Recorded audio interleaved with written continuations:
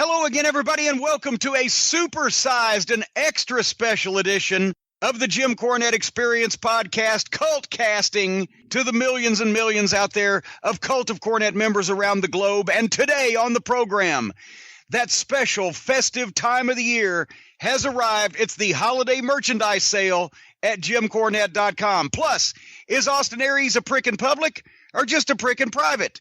And our special guest today, the Wrestling Observer newsletter guru, Dave Meltzer, on the forgotten first ever 6-star match, McGregor and Khabib, and so much more. And to join me in this supersized edition, we're going to spend some time here today, folks. It's Hawaiian Brian, the podcasting lion, the king of the Arcadian Vanguard Podcast Network, Mr. Co-host to you. He's the post office playboy, Swammy's pappy, Big Daddy, Susie's favorite guy, the great Brian Last. Aloha, Jim. A pleasure to be here once again. The question, a prick in public or in private? A public prick or a private prick? We will peruse that information here today, but and I'm cold. I'm freezing cold in Louisville, Kentucky. It went from 90 to 45 instantly and stayed there. We've talked about this on the drive through this past week, but still I'm not happy about that. But my long national nightmare has almost come to an end. I have almost finished with this fence. And we've been talking about this for the past 3 years or so on the program. One of the reasons I stayed home off the road this year, and thank the invisible God in the sky that I did, because you couldn't do this and still have a full-time job, have things done. It's like planning the invasion of Normandy, but I stayed home off the road to get some things done around the castle this year, and one of them was my birthday fence. The fence that I've been wanting and plotting and planning in my mind, and I've designed it in my head for the past few years, and I finally am going to execute this thing. It almost executed me. We started in May, right, calling people, trying to get estimates. I've given people updates on the various problems and the weather delays and the equipment malfunctions and the people going ghost and the broken merchandise arriving, et cetera, et cetera. Finally, every piece was in place except the installation of the driveway gate. The fence is up, literally a quarter of a mile of board feet of fence connected by or connecting to 4 stone columns containing 3.5 tons of creek stone alone. The electrical power has been run to the area. The lights, the decorative column lights have been installed. The only thing left, the gate. The people came out last week.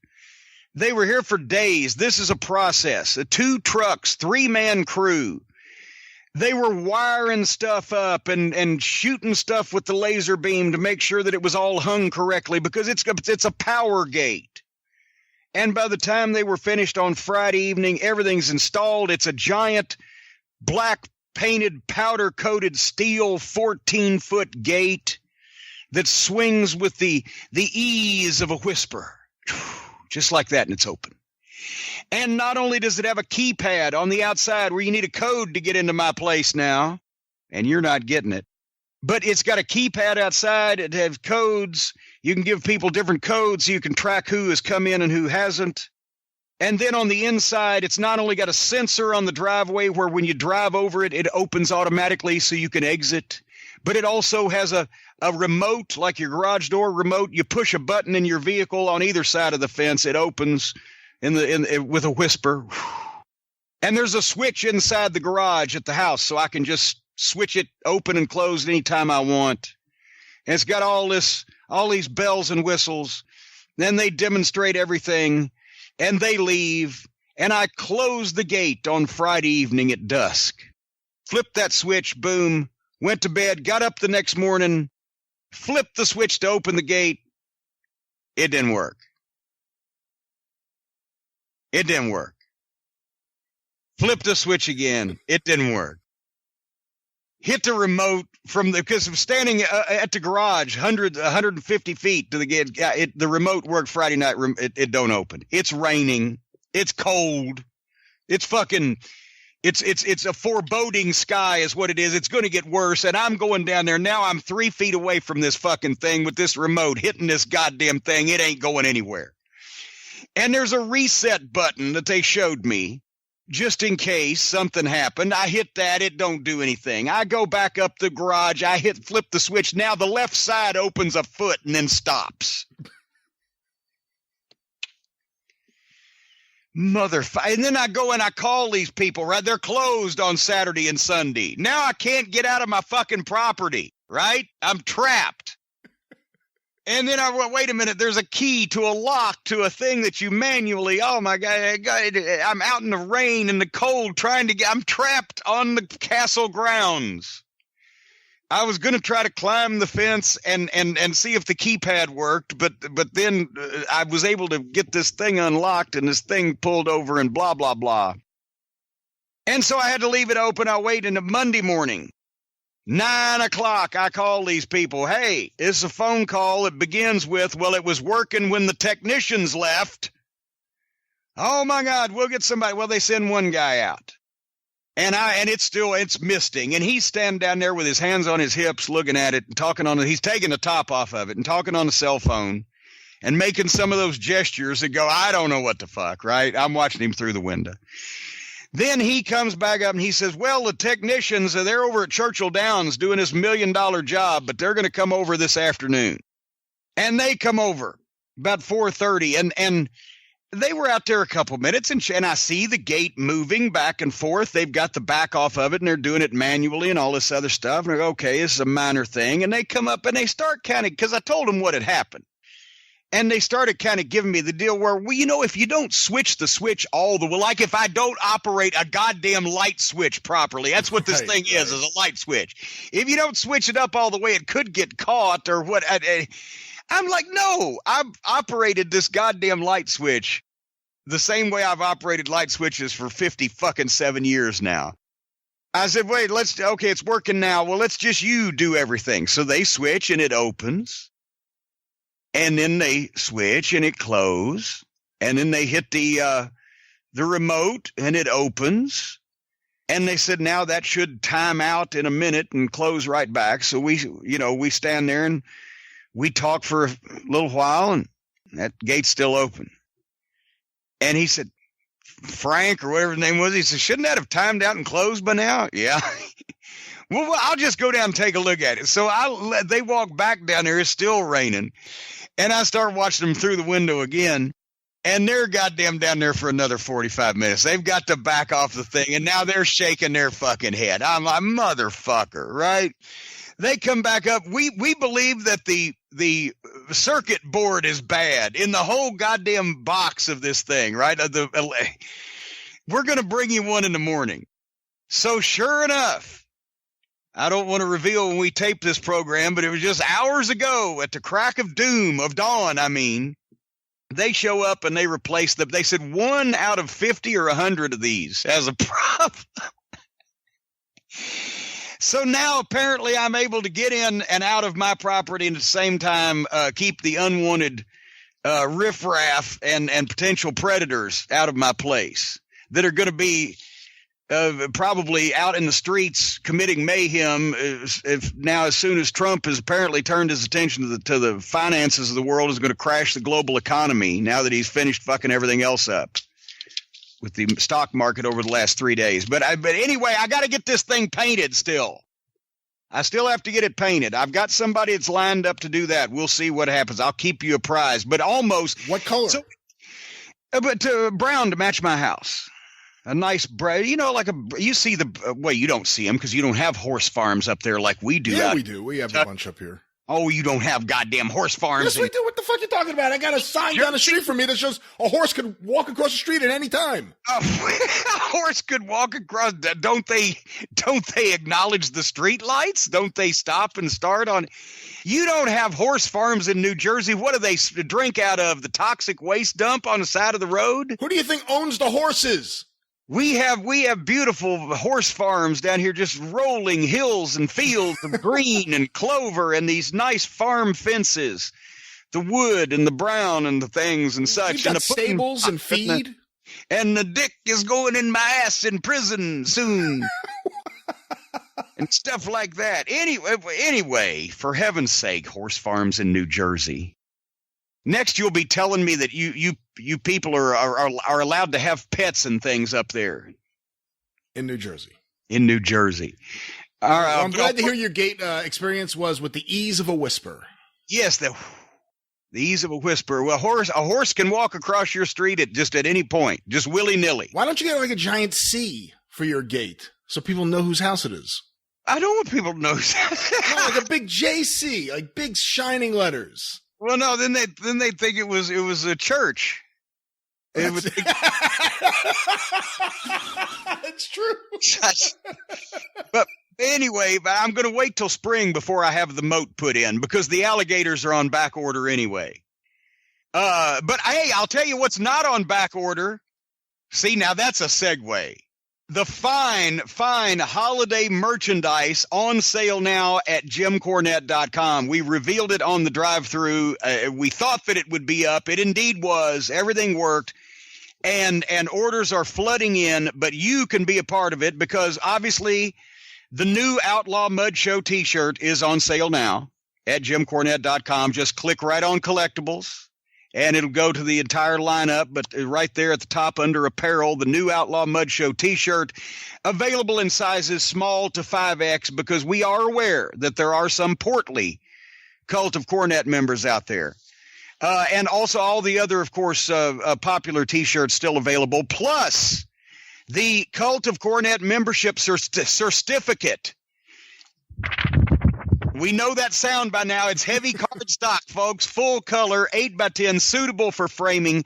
Cult of Cornette membership certificate with the Pledge of Allegiance to the Cult of Cornette that we all live by. It will be hand filled out with your name, whether real or assumed, and then signed by me to make it official. This can be proven in court that you are a member of the Cult of Cornette. The certificate comes with 10 free thank you, fuck you, bye business cards for all occasions. You can make enemies of even your closest friends with these things.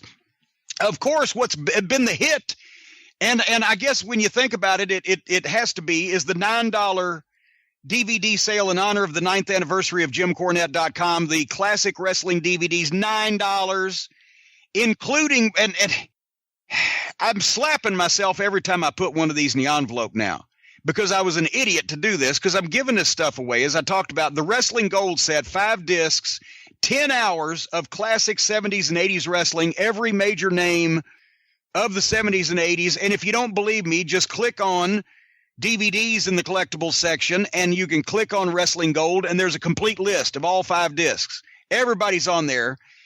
In a library box, full color cover, autographed for $9. What the fuck was I thinking? Kind of pissed about that. Anyway, and the Double the Rumble, the Night of Legends, and Smoky Mountain Wrestling before they were famous, double disc set, merely like $1.30 per hour or whatever that is. They're all $9, folks. All those classic wrestling DVDs. And throughout the season, there'll be one-of-a-kind memorabilia going up and more things, vintage magazines, autographed stuff, one-of-a-kind things. Be checking back regularly at jimcornette.com, because you never know what will go up next. But all this stuff will be available through the holidays while they last, because Blood Brawls and Grudges, I think we're down to the last 25, 26 copies. So by the time you hear this, the way things are going, Blood Brawls and Grudges may be a thing of the past, never to be offered again, because this was a warehouse find. And when they're gone, they're gone.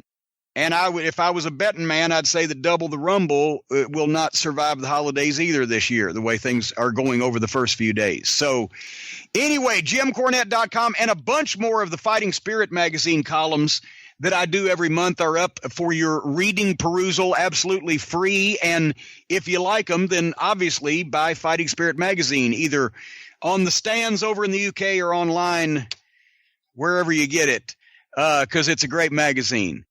You know what I'm doing this Sunday, don't you? And you're hearing this for the first time. I'm not recording a drive-through with you. I do not know what you're doing this Sunday, no. No, because I just realized I'm going to be in Nashville this Sunday. Well, I didn't just realize this, but I realized we have a drive-through conflict that This coming week, the drive-thru may be late. Stand by Twitter, more information. But this coming Sunday, I'm going to be in Nashville at the fairgrounds for the NWA 70th anniversary event that is live there and being broadcast on Fight TV. And we will not be recording on Sunday, so we will figure something out there. But I will be recording the live 70th anniversary event, including the rematch 2 out of 3 falls for the NWA World Heavyweight Championship between Cody Rhodes and Nick Aldis.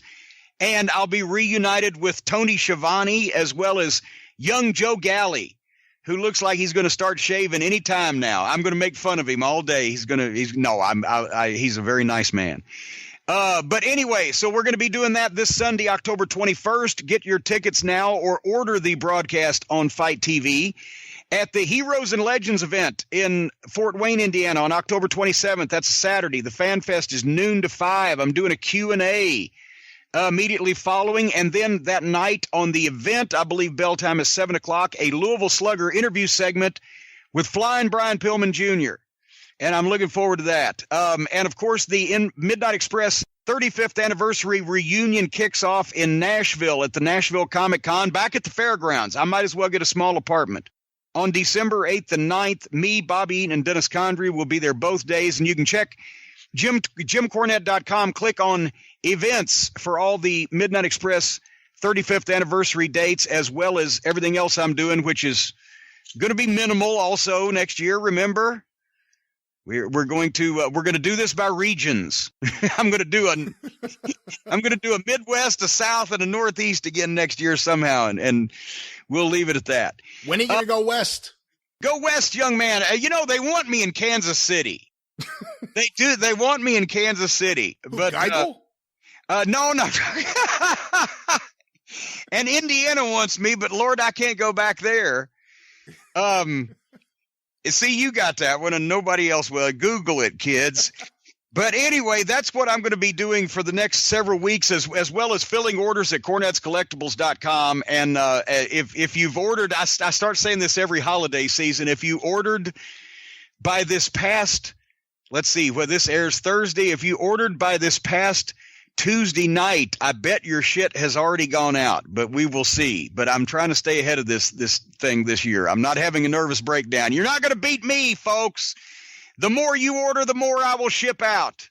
I'm not going to tap out like I was ready to last year. I can handle it. Anyway, what are you doing this week? I'm doing all sorts of things. I want to mention once again, you are on the Super Studcast with Ron Fuller, available at patreon.com/studcast as well as tnstud.com.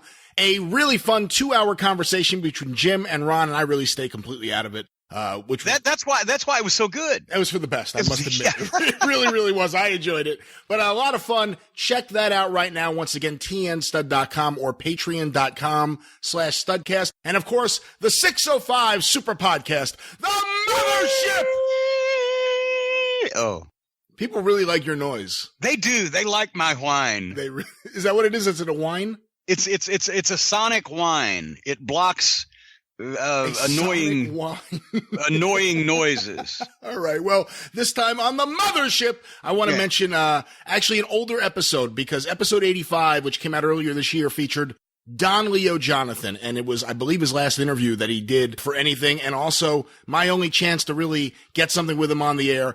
And what a great conversation it was. It was a look back on an amazing life. He had great long-term memory, Jim. I don't know if you remember. I told you. Yeah. He remembered back to 1936 in California, being at ringside with his dad. He was there when they first introduced television. He was there in New York for the first TV. He was there in Chicago. He drove Jess McMahon home the night he died. He main evented against Yvonne Robert, Ricky Dozan, Antonina Rocca, Vern Gagne, Giant Baba, you name it. I mean, just an amazing, amazing career. Andre the Giant, of course, they still talk about that. So I want to encourage everyone to check out. And that's right. One of the first magazines that when I started finding the wrestling magazines, they still had the back issues, right? The After magazines had the back issues on sale in the back. You 50 cents or $1, whatever. And I got that classic cover with Andre and Don Leo Jonathan, the Battle of the Giants and the Tale of the Tape, where I think, they probably exaggerated both guys a little bit, but it was a classic cover, and that was a huge drawing match in Montreal where they were selling out the Forum and doing those big shows with that program. But Don Leo Jonathan is a guy, I tried to find footage, and of course this was before a lot of the Chicago stuff got put out on YouTube, but 10 years ago I was trying to find footage for Matt Morgan of Don Leo Jonathan, because everybody, Thez and all the top guys, considered him the most athletic big man of all time. And now that you can go back and look at the match in Chicago with Vern Gagne from the 50s and some of the Japanese matches that have been released and etc., he was, I mean, for the time, you have to judge for the time, he was amazing. Now, as far as an athlete, if he'd been around today, he probably could very well have done, all the crazy, stupid shit that, big guys do these days. But he was effortless with it. And also it was in place. You didn't have a guy, nobody would have worked with him if he was doing dives, off the top turnbuckle out onto the floor at 300 and something pounds. Nobody's going to catch this motherfucker back then, right? But when, Gagne's got an arm bar on him and he grabs the top rope and he does a backflip and then comes out of it with a reversal for a guy 6'6", 300 something pounds in those days. Or the nip up with no hands where, he's in a hold, but he can still nip up, and whether walking the ropes or leaping over whatever, for a guy back then that size to be able to do that in relation when nobody was doing, stuff athletically like that. And he was probably bigger than anybody in the NFL or close to at the time. I can see why all those greats said he was the most athletic big man I was ever in the ring with. And some of his stuff can still be stolen, by the way. And of course, beyond just how good he was in the ring, of course, looking at him from a historical point of view, he had all those main events in every different territory. I mean, that's the interesting thing. Look at all the different places he bounced around to, and he was in the main event spot in just about every single one of them. Yeah, and he started his career before television, but he was still working in 1980 because he started so young and he was second generation. But he went through all of those eras and finally retired right before. If he'd have been 5 years younger, he would have probably been somewhat of a star in the early expansion of the WWF because they always used him well there. He told me a really funny story. He said that when he wrestled in New York early on, whenever the promoters would lose at the racetrack, they would just take the money out of the paycheck of the wrestlers. And all the wrestlers would complain about it, obviously. And then one day, Don Leo said something to Toots Mondt. He said, "Toots, how much money do you have to steal from the boys before your conscience stops you?" And Toots said, "About $25,000. But check that out. Episode 85 of the Super Podcast, available at 605pod.com or wherever it is that you find your favorite podcast. The name of the episode was Mormon Giant. Of course, Don Leo was billed as the Mormon Giant. Check this out. Beyond wrestling, a really smart and interesting guy. Really honored to have had a chance to have talked to him earlier this year. And when you go back and look at the footage that still exists of guys like that, and I think a lot of fans today are thinking, these matches, they're slow paced. Because yes, they were slow paced because they were being treated as contests in the 50s especially. And then, of course, I mean, there's a lot of 70s matches that are, faster paced than some things they do today. Depends on who it was. But I like to look at the uniqueness of each of these stars, the different way that they went about doing everything in the context of everybody obviously worked, somewhat the same way from the right side or from the correct side, etc.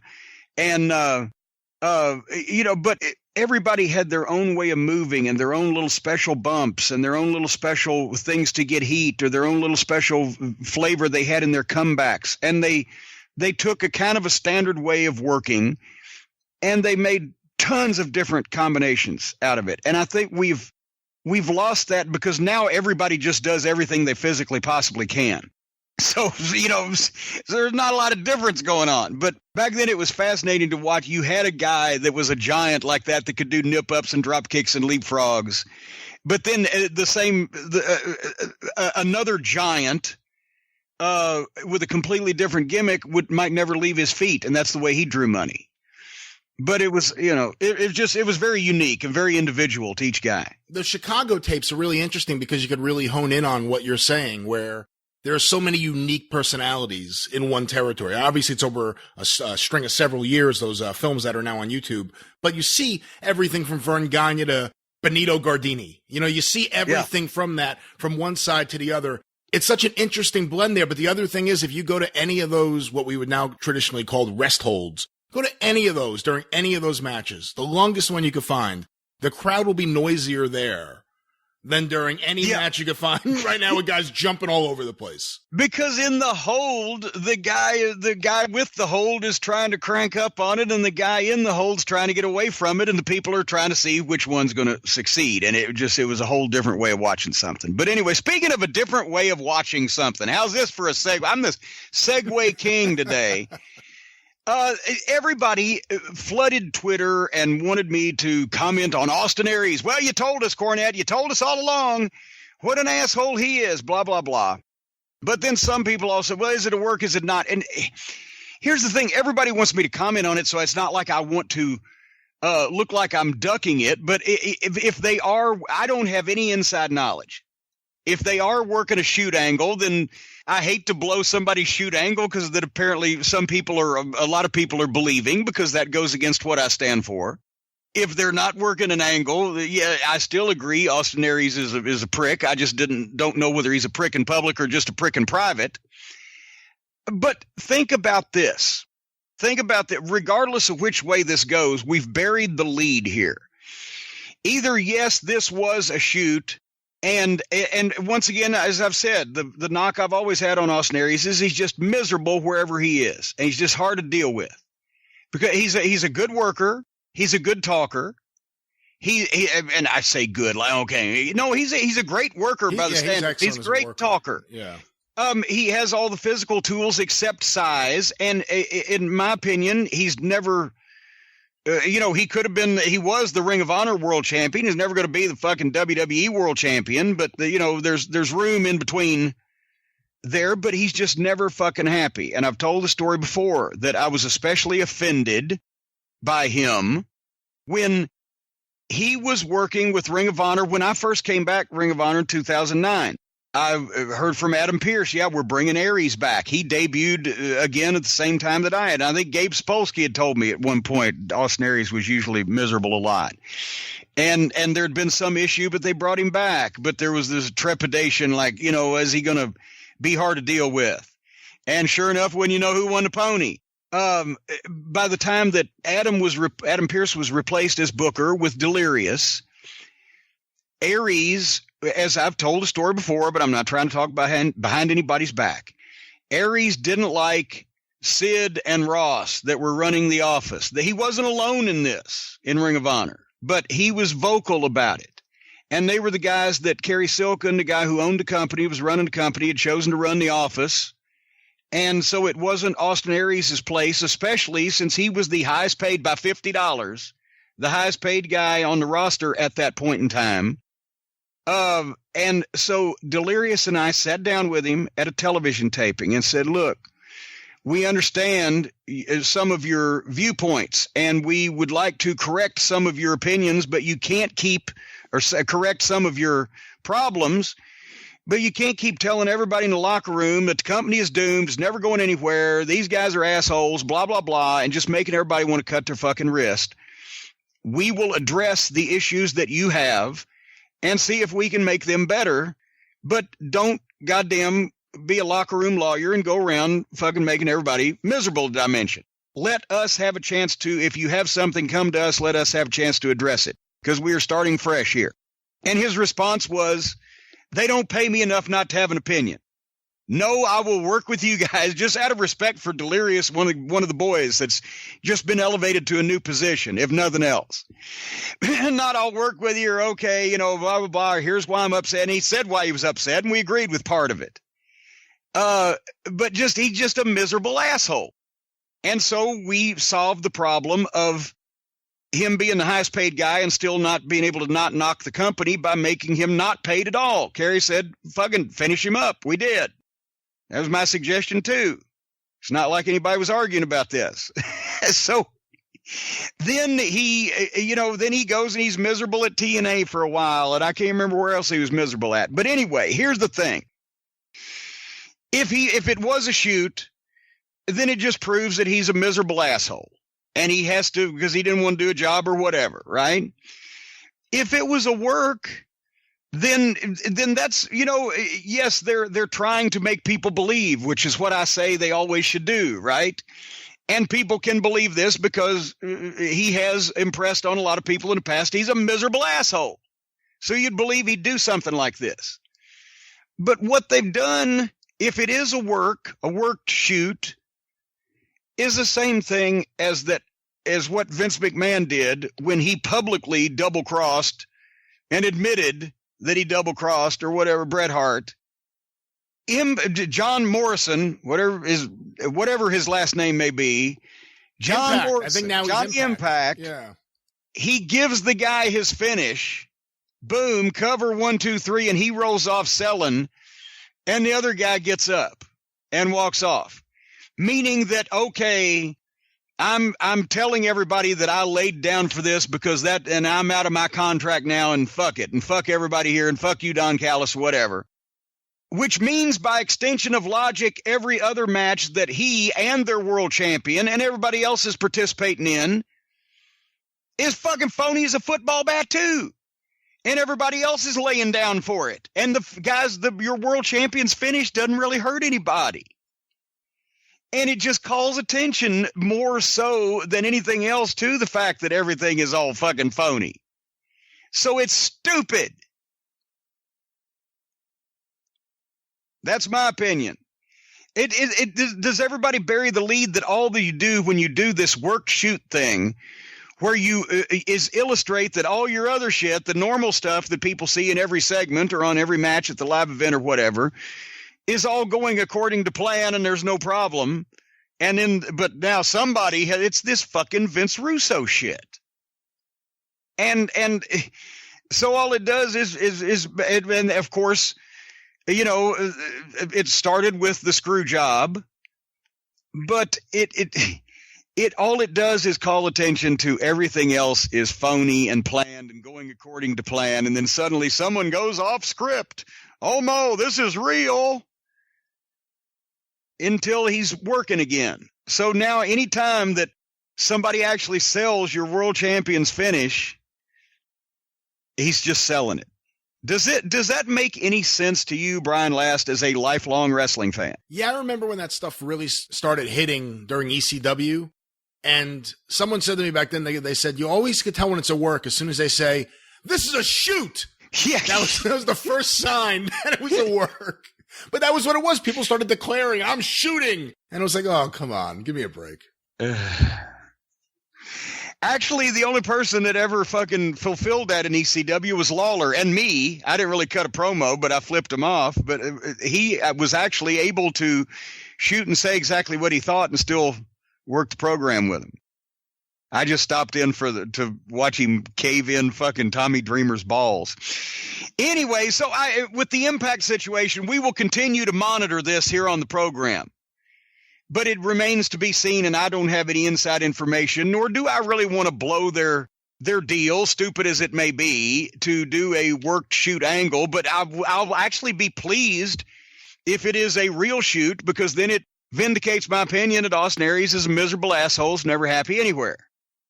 If it was a real shoot, he should have gotten his ass kicked right on the spot. Morrison should have got up and just kicked the shit out of him. Are you kidding? No, none of the boys take this seriously enough anymore. They had an interview with Petey Williams I saw on the internet. Somebody tweeted it or whatever.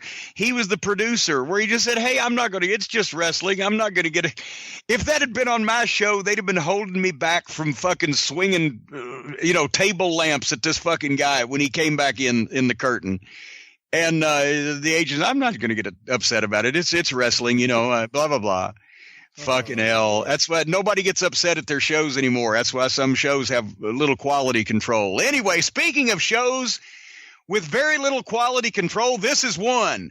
We are, but we're going to perk that up here because we're going to bring a very special guest onto the program. This was pre-taped shortly ago. So if anything major has happened, I I don't know what that would be that we would know now. But anyway, if we're not talking about any major topics, it's because nothing had happened. But we're going to have a fun conversation today that we recorded shortly ago with the Wrestling Observer newsletter's Dave Meltzer, when we give him some information that even he, in his borderline mystical way, did not realize about the star rating system and et cetera, et cetera. And we're going to talk about some other stuff too that was fun. And after that conversation, we will come back here for a short closing comment. So do we have the conversation with Super Dave queued up here? No. Yes, let's go right now to Dave Meltzer here on The Experience. Quality control. All right, on the phone today for a conversation I've been waiting a few weeks to have, and I've kind of told him a few of the details, but not many. But this is going to be fun for everybody, and we got some news stuff to talk about as well. But the founding father of the Wrestling Observer newsletter, he is fearless on Twitter. He wields a verbal sword with accuracy and cunning on all of the goofballs and the nitwits in a completely different style than I do, by the way. And he's covered wrestling for 35 years and knows almost everything, but we're going to reveal a few things here today. Our guest is Dave Meltzer. Dave, thank you for being on. Hey, thanks for having me on. Yeah, I've told you, I'm sure I told you a few years ago, the thing with the Weasel's World newsletters. Before we get into anything else, this is what I've been wanting to talk about. It'll mean something to you and me and 16 other senior citizens out there. But with all of the controversy and publicity and debate that the wrestling star rating system has turned into, you and I both talked to, and they did the Sports Illustrated story here a little while back on SI.com or whatever. On the star rating system, and we've all said that it was invented by Norman Dooley, Weasel Dooley, a cohort of mine and Boland's, and one of the hardcore wrestling fan, in a good way, hardcore wrestling fan of the late 70s and early 80s in Louisville that sent out a newsletter to several dozen people across the country, and it was just the Xerox. It was a newsletter. One of them. He changed my life. Yeah. Yeah, and that's, he not only started sending out the results of the shows here in Louisville and other places that he would go to sometimes with me to see the matches, but he started doing the opinions and got kind of, pointed with his wit as a 18, 19-year-old kid's going to be at that point. And one day we were on the phone, and I was flipping through the TV guide, and I said, Weasel, I said, the way you're critiquing these matches now, actually that was Rex Reed probably back then, the movie critic. I said, you ought to give them a star rating like they do in the TV guide. And he started, and there you go. And like you said, you were one of the people that was getting the newsletter, and a few years later, it got more popular. Yeah, I mean, I had, and I don't even know how I first started getting it, but I think it was probably having to do with tape trading, and then I would send him news and he would send me news, so he started sending me the newsletter. Yes. And it was really his newsletter. I mean, there's other things, but his newsletter was definitely one of the impetuses of maybe not me starting the newsletter, but what I did with the newsletter, because it wasn't even the star ratings. That was just what he did, so I did it. But the wit, it's like he was so funny. So when I started doing the Observer, it was like, I just want to make this a entertaining, fun newsletter. Plus, he had like a lot of inside stuff, because whoever he knew, he knew stuff in different territories where I would read this, kind of like, Yeah, it wasn't just me. I wasn't the only stooge. Yeah. But I would read stuff about because obviously I followed Atlanta wrestling really closely then, because we got it on cable. And then he would be telling me all the stuff going on behind the scenes, why all these guys, this was during a period where it was kind of tumultuous, where a guy would be on top for 3 weeks and I'd never see him again. And then he would say, oh, well, we fired him for this reason. And it's like, wow, I need this stuff, right? Well, Norman found the guys that were just like him and just like us, in effect, in our day, that were so dedicated, and they went to all the local matches in the territory, and they talked to and knew the guys in various form, but they kayfabed with each other. They still didn't tell the average fan, but to get the wrestling materials, the programs and the pictures, and then the videotapes when that came in from other territories, they would search the fan club listings, and you'd kind of feel out and audition some of the fans. Everyone, if you contacted somebody, didn't know what the fuck was going on, then you probably didn't continue. Yeah, you didn't tell them anything, and can you send me programs? But it was that much of an effort to find those smart fans where you could find out what was going on. Right. So I read his stuff, and so when I started the Observer, because I enjoyed his stuff so much, I really copied a lot out of it. And the star ratings, that's the funny thing about, like, in the last 2-3 years, where people think all I do is sit there and rate matches with stars, which I do when I watch them, but it's like I consider it like the least important thing I do. And with him, it's like when I started doing it, it was like I never thought, like, it was, he did it, so I did it, but it wasn't, so the stuff that I was copying, like, overtly was, I want to write funny, entertaining stuff, and I want to find out what's going on inside. You know what I mean? Yeah. That's what I really learned from him. But the stuff that, like now it's like the star rating thing took on a life of its own, for a bunch of reasons. I think a lot of it is people who only watch WWE just cannot wrap their heads around the idea that there could be better wrestling outside the WWE, because if it wasn't, why aren't they there? So you get that resentment. Then you get the people who, it just becomes something where it's there's parts of it that are kind of negative, but it's like, I still think it's a great guide where you look and go like, okay, if someone tells me, hey, this is a really good 4.5 star match, it's like, I'm going to be a lot more apt to go see it than someone going like, this match is like a 2-star match. I got a life to live. I'll go out of my way to watch any 4.5 star match. You know what I mean? And then also, as we talked about the last time we were together on a podcast somewhere, it depends on who's grading it in some respects, because everybody has a different opinion. But they paid Siskel and Ebert more than they paid your cousin Ralph that sits on a couch and watches a lot of movies to rate these things. So some opinions are more valid just because of expertise or wider variety of seen more matches, whatever. But the big debate that I, got into, over the last year or so was, well, now it's 6-star. What's the scale? It was 5 because of, Lawler and Funk in 1981 that just were crazy. But then I think 6 happened, and then 7 happened. And now what's the scale? People were trying to rate the 2 out of 3 falls match 21 stars because it was 7 falls apiece. Right? Yeah. So, I did have people tell me this is an 18-star match because all 3 falls were 6 stars. It's like, let's not get that carried away, But I was like, I was trying to be a traditionalist as usual, because I was like, no, it really needs to be just 5 stars, because we at least accepted that, like the movie scale was 4 stars, but then it just gets ridiculous. I'm like, well, what the heck? But at the same point, this is fucking meaningless anyway, as we've all just said, and in the eye of the beholder. But when was the first official 6-star match to your knowledge so far? I would say, as far as I knew, that I did would have been a match at the Cap Center with Flair and Steamboat in '89, which I think I actually wrote 5.5 to 6 stars, which I guess would mean 5 3/4, but everyone took that as 6, and it's been written up everywhere as 6.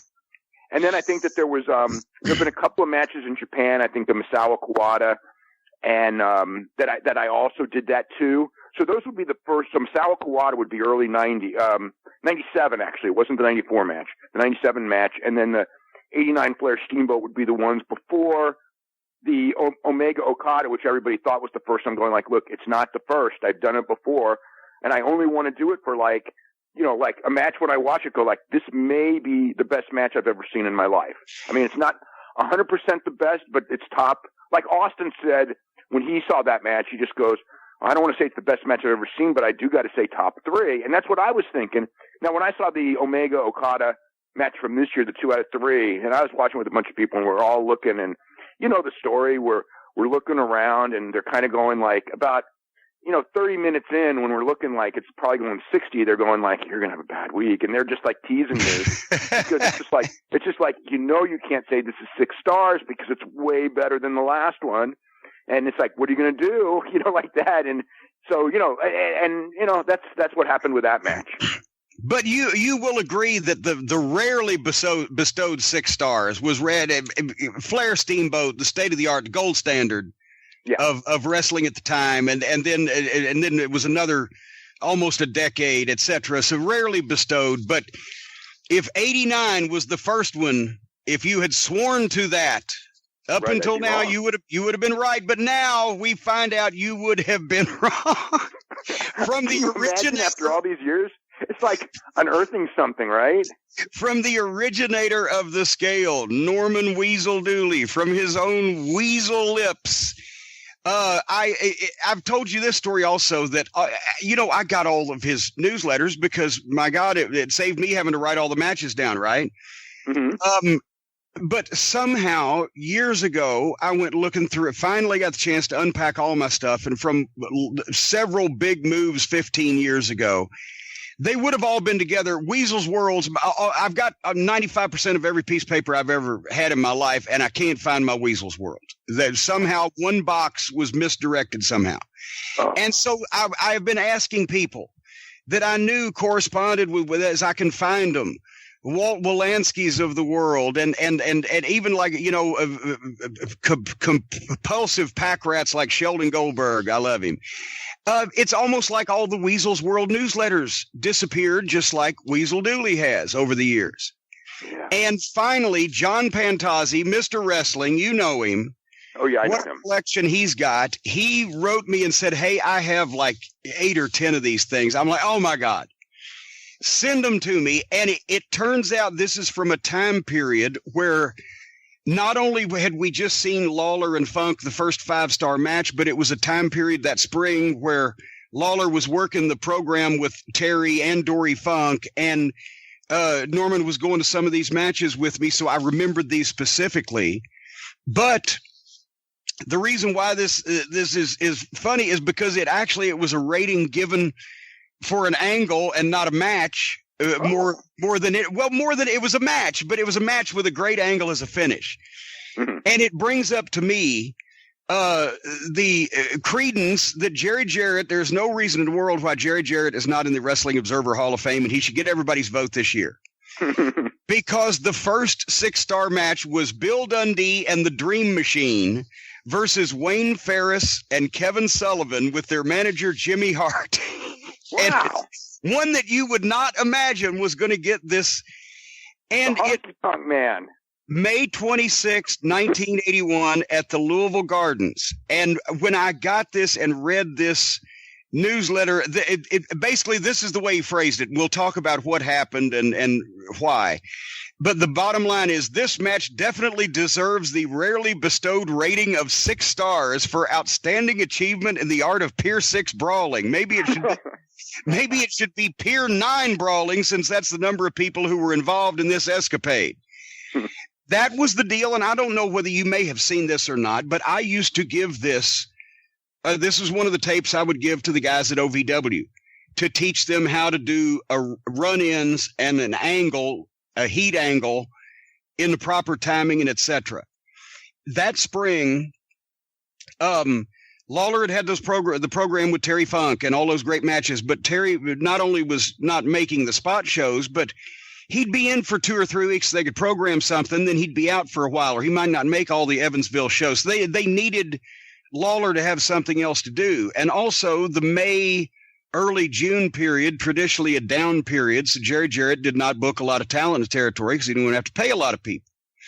But they had a pretty good run going off the Lawler Funk program. So with the core group of talent was great, but top to bottom, this was a weak Memphis roster. And you'll see this in a minute. I'll read you some of this stuff. But what he did was he created an angle until later on in the summer when Stan Lane could debut and Steve Kern could debut. And, oh my God, Coco Ware could become Sweet Brown Sugar that summer. And they brought in some more Florida talent. And it was a bridge period where basically this group of guys had to carry the whole show. And it was a fascinating way that he did it. They came to Louisville one night. I knew something was up when Jerry Jarrett and Lance Russell and a camera walk in. Randy West, Jerry's son-in-law, was cameraman. Then I know enough to know, okay, even though I'm not officially smart, there's some shit happening tonight. This is going to be great, right? Yeah. So the main event that night at the Louisville card was Lawler against Funk in a Texas death match. And that was pretty much the blow off of Lawler and Terry in Louisville. And they also had a 2-ring battle royal. I think basically just to get 2 rings in there. But basically the co-program for the tag team belts was Dundee and the Dream Machine and Ferris and Latham, or Ferris and Sullivan. And Ferris obviously was, as you said, the honky tonk man later on. So they do this deal where they've got Dundee going and he's bleeding. And finally he gets a tag to the Dream Machine. And the Dream, makes a comeback, boom, boom, boom. But finally, they've got the heels where they want them, and Jimmy Hart jumps in and whacks Dundee with the cane, and it's a disqualification. But then they start getting the heat. And this was an old-fashioned, they used to do this in the early 70s in the Tennessee territory. And every time Jerry Jarrett would take the book back, he'd do stuff like this. He'd start making the heat during the matches more extended, make the babyface fight more, or make the heat at the end more, but not just beating a dead horse where the babyfaces would get back up and get a hold of somebody, but the numbers advantage, right? So they start getting this heat, and Hart's throwing the powder in the guy's Dundee's face, and he's blind, and they've got Dream Machine's mask ripped, and now he's bleeding, and they're whacking, the baby faces with the cane. And when Dundee will try to get up and get his hands on Hart, there's 3 of the heels, 2 of the baby faces, so somebody will clock him in the back of the head, and the bell is ringing constantly, and the cops in Louisville, they're trying to hold the people back by that little shitty rope they had. And this goes on for a while. And then finally, here comes Dutch Mantell. And when he hits just at the nick of time, he makes a big comeback, boom, boom, boom, and he's nailing all the baby faces, and the people are going crazy, rocking with the punches, and it's 3,000 or 4,000 people. But then just when you think that's when the heels are supposed to powder, here comes the Nightmares. Now, this was the second string heel team at the time, composed of Danny Davis before he got over as himself as anything other than a manager, and a kid from Arkansas named David Oswald. But they're still managed by Jimmy Hart. So under the mask, they're a main event team, right? The Nightmares. You could do that back then. But here they come, and they stop Dutch down. And now they're kicking the shit out of the babyface again, and they've got Dutch, and they do this for a while. And then here comes Lawler. Now the people are screaming, and they're throwing shit in the air. Lawler comes in, makes a comeback on all 5 heels. And it's going, and then suddenly, boom, they start bumping over the top rope. Now fights break out. They go down the aisleway. There's a stage set up at the end of the Louisville Gardens. It's a portable stage. You can take it down, but it's literally like 60 feet by 40 feet. It's for like an orchestra or graduation or whatever, right? And so they've got the back section of each side of the general admission seats, the bleachers, blocked off there. So if the guys fight past there, they can go up in the seats without being in the crowd and getting stabbed, or they can go up on the stage. So they're down the aisle, and a couple guys get up on the stage. Dundee's on the stage with somebody. Somebody else is fighting in the bleacher seats. Lawler does his deal where he chases Sullivan up the bleachers pretty much all the way to the top, but he turns and he nails Lawler, and Lawler takes the rolling bump backwards down all the stairs, down the bleacher seats. And here Dundee's coming up to try to help the king, and he times it perfectly. So as Lawler, like a bowling ball, rolls into him, and he takes a bump back to the floor. In the middle of all this, here's the cops. They come through dragging a fucking Mark that's tried to jump one of the heels, right? One of them's got a full Nelson on him. The other one's got his feet. And you can see on the video, they just carry him straight to the back, straight through the midst of all this chaos. And they're throwing sandbags, and the people are going nuts, and the cops are trying to hold everybody back. And then finally, of course, Lawler gets the last word. After all this chaos, and this goes on and on for a while, right? I think it was Kevin Sullivan. Yes, it was, because I've got Weasel's World right here, and he noted that. Kevin Sullivan grabs Lawler at one side of this stage and runs him the length of it, and it's about 6 feet in between the stage and the back concrete wall of the gardens, just a flat wall, right? He launches Lawler off this thing, and Lawler, I've got a picture of it because I was standing almost right underneath him. He did a George of the Jungle face first bump into the wall where he's completely flat. His hands, he looks like he's down doing a push-up on the wall. Even his toes, the points of his toes are on this wall. Boom, and he drops to the floor, and the heels run off. And I'm like, this was the craziest fucking thing that we'd ever seen in our life. Right? So he bestowed the incredible, 6-star brawl award for that. But there's more. Whoa. Because do you know when that record was broken? No.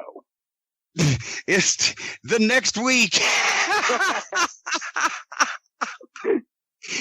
And here's what they did. And I'm going to give you a chance talking a second, Dave, but I want to tell you this stuff on the air. Listen to you laugh for once.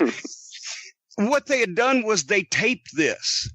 And I knew something was up also because I knew they weren't there just to tape the Battle Royal, right? Because, and they couldn't use the stage because you couldn't see through both rings well. So they got up in one of the press boxes and taped at this angle so they could see the whole arena. In hindsight now, I realized what they were doing.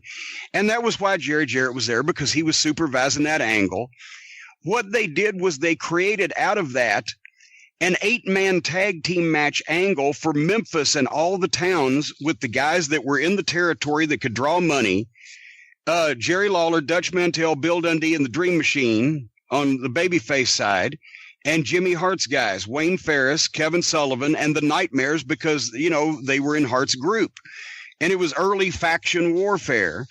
And the deal was, because the rest of the roster was so weak, they had to make those 8-man tag matches. Basically, you paid to see that match, right? And they did this for 3 weeks in Memphis, 3 out of 4 weeks in Memphis, and drew between 5,500 and 8,000 people over Memorial Day weekend and et cetera, which is traditionally the shits, because they took that footage back and showed it on Memphis TV and created this deal in every town. And the following week, I remember the match, but I didn't know the rating that Weasel had given it. But listen to this card for a show that drew 4,000 people, let's say. I was average probably at that point in time. Nightmare number 1, who substituted for Roger Howell, beat Tim Leonard in the first match, which was rated a dud by Weasel.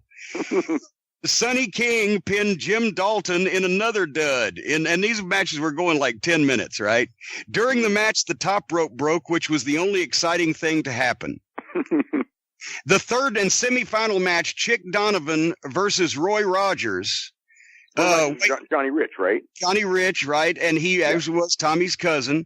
Rogers was pinning Donovan with an inside cradle when Wayne Ferris jumped in the ring and started kicking Roy, and referee Tommy Marlin disqualified him. So you got a DQ in the third match, and then the main event.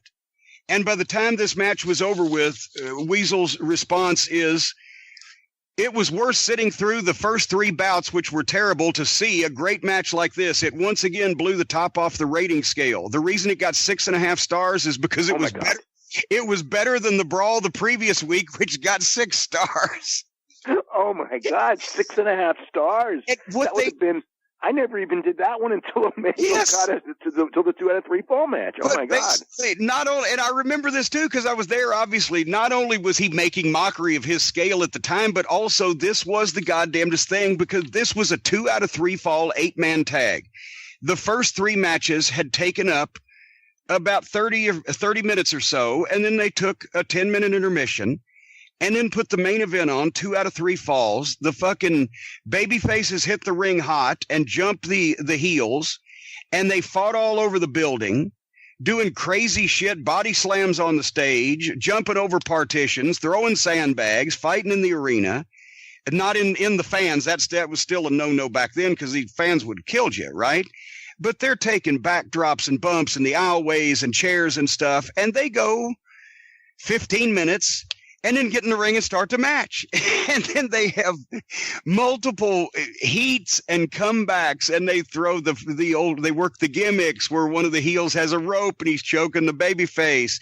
And then they'll have a tag and another comeback. And then Weasel, he typed an entire legal sheet on this. That's another thing. Your first bulletins were legal sized. Right. Because I probably copied him. And he never makes paragraphs, so I'm trying to find the decision on the first fall. But yes, so referee Tommy Marlin disqualifies Sullivan for using a chain when he caught him in the first fall. So then at the start of the second fall, they're chasing each other around the building again while Dutch gets quadruple teamed and gets juiced. I think Dundee was probably already bleeding. Then Dundee's chasing people with ring steps, blah blah blah. Hart's in with the cane. Second fall, disqualification. Babyface is over. Third fall, they go all over the building again because that made them mad. There's Kevin and Dutch in the cheap seats. And Mantell fell down the stairs, but this time face first in a baseball slide type of thing. Tommy Marlin finally had to snatch the cane away from Jimmy Hart, and they got their own skirmish. They went out in the breezeway of the gardens to go past the concession stand just to come back in the front door so the people could see him fighting back in the front door, and had the cops following him, I recall, that way to keep people off of him.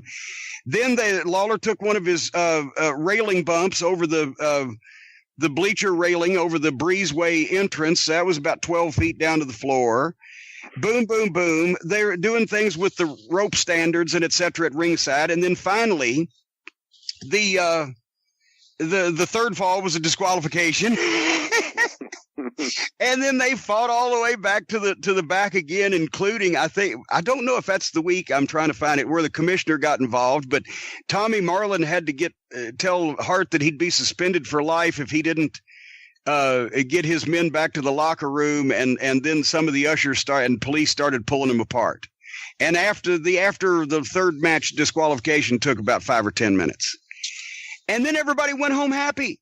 But that's the thing. And now you can comment on this. There's no relation to something like this as a great Japanese match or a great Flair and Steamboat match, or a great any other kind of match, because really Memphis is the only place could get away with doing shit like this. But it was the essence of pro wrestling, because there was thousands of people in an arena after watching these guys do their thing for almost an hour straight, said that's the goddamnedest fight I've ever seen in my life. People were sweating. They were fucking drained. They couldn't wait to come back and see the 8-man return the next week. Isn't that the essence of wrestling, even if they don't resemble each other in the slightest? Well, there's so many different forms of wrestling. You know what I mean? It's like people who, I always think the people who only like one form of wrestling are missing out, because it's like, I think every form of, well, I don't want to say every form of wrestling, but many forms of wrestling can be really, really great, and every form of wrestling can be really, really terrible. You know what I mean? I mean, it's just, so. And once again, people of Cornette sitting there listening to, me, I love tons of different kinds and always have of wrestling. Yeah. The problem I have with most of the different kinds of wrestling these days is it is in some way obviously fucking stupid or phony or goofy in some way, either whether they're slicing each other up for real or fighting the Invisible Man. Those varieties I can't get into. But who else? In the old days, I think I was more open than anybody to different shit during the days we were in Crockett or Louisiana or even Smoky Mountain. Yeah, I mean, the thing is, it's like when I first started watching, you grow up and you learn the style of your home territory. And then I mean, the thing that I used to love is going to other people's territories, like on a vacation or something, and you would see like some wrestlers that you knew, and you'd see a lot of wrestlers that you didn't know. And sometimes, they'd be like, how it was, you'd read about the guys in the magazines and they're larger than life. And then you see them and some of them are great. And then some of them you're going like, they're not really that great. I mean, and you and I were both very lucky when we were kids, even though it was a completely different style of wrestling, that we saw really hot wrestling. I mean, because I was watching, the Northern California stuff, and we had Pat Patterson and Ray Stevens and Rocky Johnson and people like this that were really incredible workers for what they were, for that era and everything. Even for this era, they would be incredible workers. And you got to see all the crazy brawling that nobody, because we would get great brawling with Ray Stevens and everything like that, but it couldn't go as far as Memphis. I mean, it really couldn't at the Cow Palace because you got killed. Too big of a building and too much danger. I mean, that's the other. So real quick because we're probably I'm talking about this.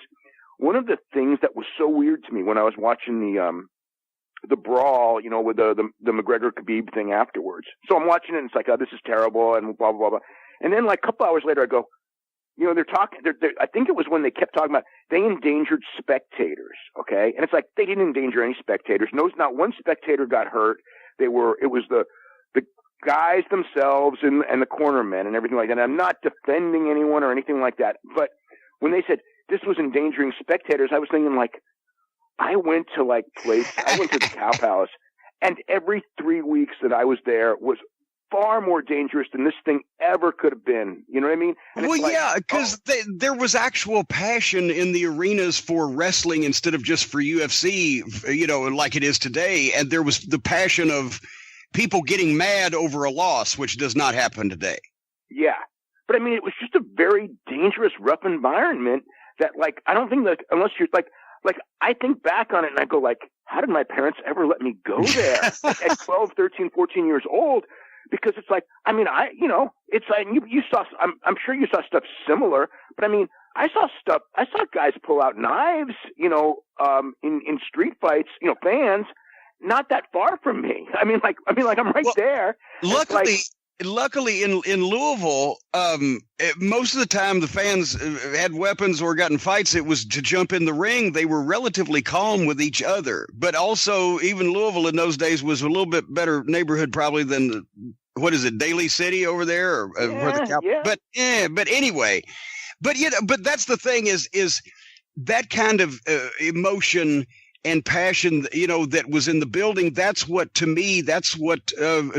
Norman made the Lawler Funk match that we've talked about so much the 5-star match, because it just was over and above the normal level of even wow that you would see in a good wrestling territory. And we had seen a lot of matches at that time, but Norman was playing with it because he was like, Jesus Christ, how can they keep topping this shit? And of course I think that was the high point. They ran the program, but I'll conclude with this. They ran the program for about 3 more weeks through June with the 8-man tag in all the towns, and those guys figured in. And then they came back the end of June with the Dream Match card, which I went to, and this was a Jerry Jarrett proposition. So I'd shot this deal to bridge them through to their new talent. And the Dream Match card with all of those guys that I've talked about in their various dream matches, which I'll read it to you here in a second, actually drew a bigger crowd than Lawler had with Terry Funk and all those great matches, and an international former world champion. They drew 10,129 people for the Dream Match card. And I was one of them. I went down to shoot it, but the deal was, and they were able to come back and use these stipulations later on for the next few years because it got over so good, that if you agreed to participate in anybody else's dream match, that you could pick yours. And so they had 2 preliminary matches with Atsushi Onita and Masafuchi in one of them. And then Wayne Ferris's dream match was to face Roy Rogers one-on-one, because Roy Rogers was an underneath punk and he was going to kill him. And he did. That's the only guy, I think, that got his dream came true. Kevin Sullivan's dream match was a 6-man battle royal with all of the First Family and Jimmy Hart and Kevin and Dutch Mantell. So Dutch was going to get 5-on-1 gang raped, right? Yeah. Except as soon as the bell rings, Dutch immediately punches everybody in the face and dives over the top rope and eliminates himself. And the people popped. They blew. It was like, oh, this is great, right? Yeah, I bet. So then the Nightmares get their dream match where they, both of them, in a no time limit, no DQ match, face the Dream Machine with the Dream Machine's mask at stake. If he gets beat 2-on-1, he's got to unmask also. And they did, oh my God, I can't even remember the finish, but Dream went over because everybody's dream backfires. Dutch Mantell's dream match was him and Kevin Sullivan, and they did a straight match, but Sullivan got to heat. He got disqualified. Then the Dream Machine's dream match is Bill Dundee and the Dream Machine to come back with the Nightmares with their masks at stake. And of course, the baby faces get fucked. And then the Lawler's dream match was Lawler and Hart in a lumberjack match. And that's what they came to see. And that's when they did, where Lawler just destroyed him and juiced him, and I think broke some kind of bone in the storyline and just fucked Jimmy all up. And that was the payoff. And 10,000 people came to see it. And he had like 8 fucking guys on the card. Wow. So and then their new talent came in and they started some different programs and etc. But that was one of Jerry Jarrett's specialties when you think about it. When he would come in, if business had taken a hit or was bad or whatever, when Robert Fuller left and the Knoxville guys left, he did the Tupelo concession stand brawl with Lawler and Dundee because they're over and people will pay attention. And it's unusual. And then once he hot shotted and got to people, then he drew it back. And then he brought in some more talent to keep it going.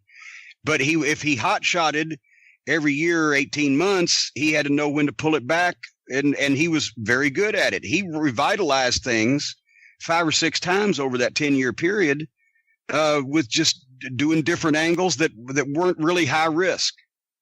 Yeah. So well, the one thing in just any discussion of Jerry Jarrett to me is that you can't deny is that he was a genius booker. Because I mean, I saw I started watching it regularly, I would say in 82. So I watched, and I'm not saying the 90s wasn't the greatest, because the talent level was bad. Well, and honestly, Jerry's personal involvement in the 90s was limited. Yeah. But I mean, if you watch week after week in the 80s, I mean, to me, like Jerry Jarrett and Bill Watts, I mean, I'll always, no matter what anyone says about any of those 2 guys, I'll always go I watched them in their context and I couldn't wait to see what was going on next. And I mean, I was like that with other places to a degree, but they were better. Watts was, everything had to be believable, but it was done in such a great way with the soap opera aspect. And then Jerry Jarrett was just wild and crazy, but it was done in a vernacular. And I think, as you know, Lance Russell and Dave Brown are a big part of this when you look back, in the sense that they would take something that perhaps would be very preposterous, but because of their ability and their connection with the audience, it was real or more real or whatever, but it was enough to where it was like the preposterous becomes funny as opposed to stupid. You know what I mean? Yeah. Well, exactly. In its context and because of how the people had been educated and the history of the participants, it's like Always Sunny in Philadelphia. You can watch one or two of those shows and think, okay, there's some moments here, but when you've watched a season or two and you understand all their bizarre interaction, then suddenly everybody's a brilliant character because they're doing exactly what they would do. This crazy shit in Memphis was exactly what these people would do in the minds of the fans. Yeah. And it was you see, in a weekly territory, you couldn't sodomize the heels every week and expect to keep heat on them. But if you could humiliate them and then make them want to get even and them get the really dastardly stuff done to the baby face, and then it was a constant ebb and flow because it was all about personal issues. Right. And there's also the thing, because, you brought up the one thing, and I remember like Larry Masick used to tell me about Sam Mushnick. It's like, you can't sell out every single show. So what you do is, you figure out the months that you have, that you're going to probably do your best. You know what I mean? Or you have the big building or it's the right, you have a January 1st date. It's like, you have a January 1st date. We're going to sell this thing out. We put Jack Briscoe and Dory Funk Jr. on this one, right? Type of a thing. Or the Bruiser or whatever the big money match is.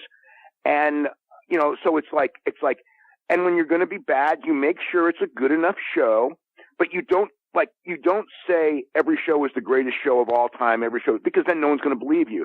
But if you say it once every 2 years, this is the best show, whatever, because you haven't lied to the people, they're going to believe you. And when you're working for your sellout, that's when you get your sellout, as opposed to the idea of we're going to hot shot every card's a hot shot, and then you just burn people out.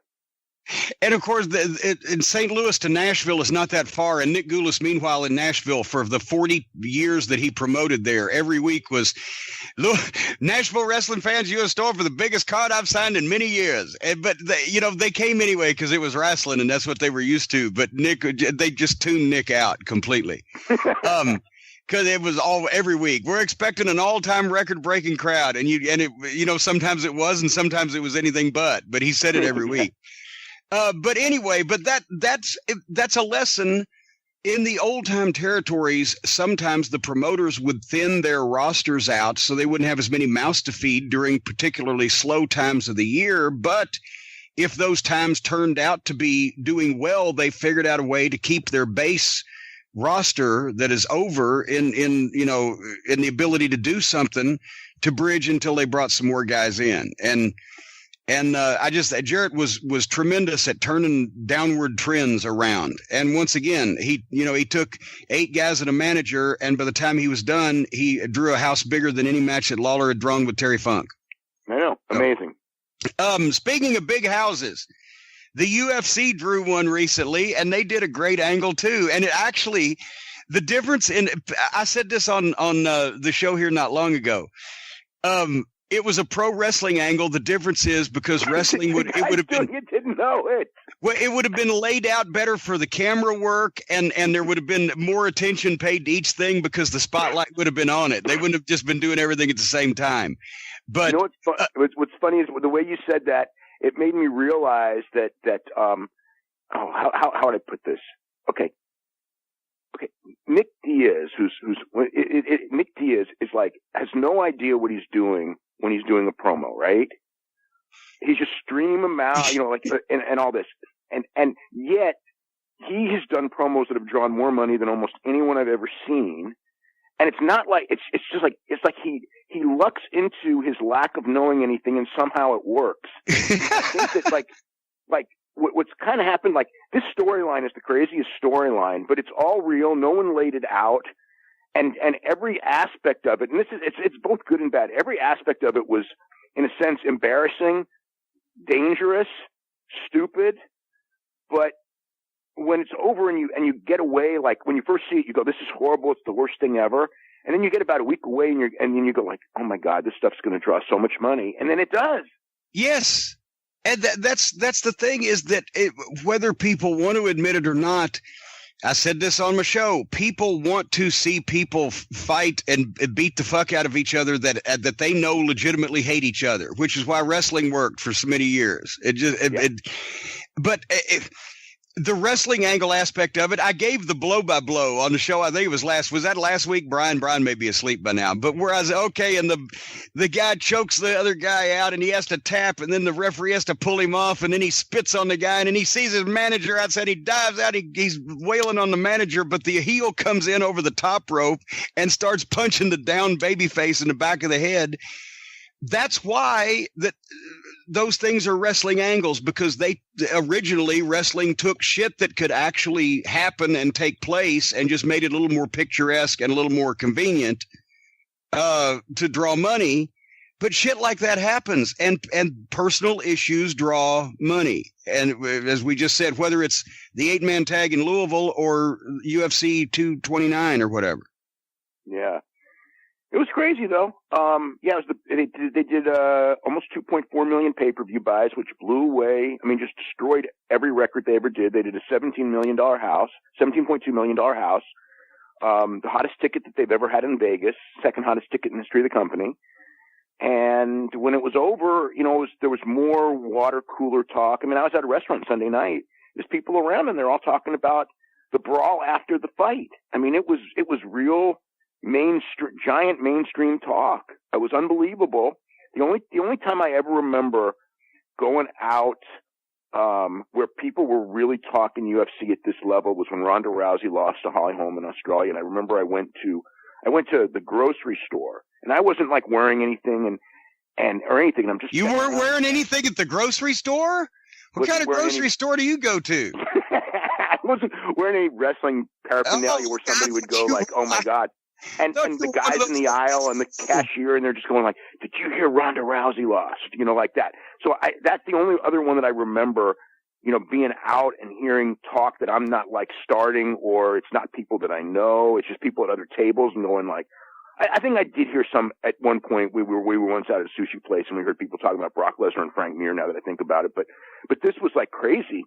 And, Yeah. So now it's like, and it's funny because, UFC this year has been real cold, and now all of a sudden it's like, everyone's like, oh my God, they're on their way down, and this and this and this.